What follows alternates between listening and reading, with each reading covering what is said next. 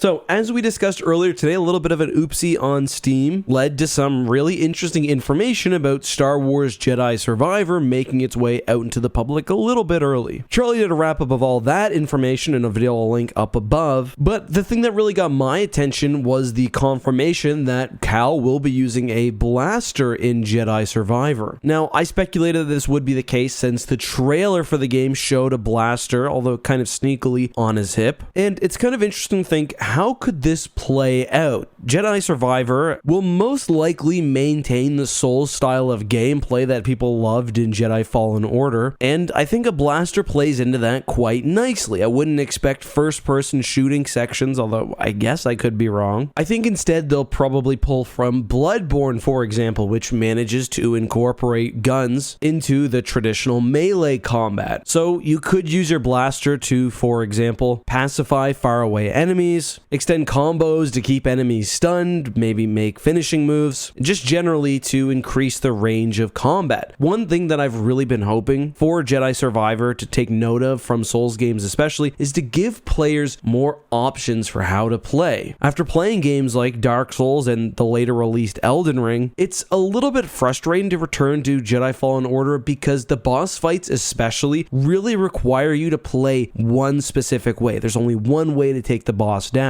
You've got to dance the dance. With the inclusion of blasters in the Steam page mentioning different fighting styles, I hope that's something Jedi Survivor changes. Let players play how they want. Maybe you want to go for fast, quick striking builds, or maybe heavy, slow attack, high damage builds, or a hybrid build that works with the blaster. I hope that's the option that we get in this game.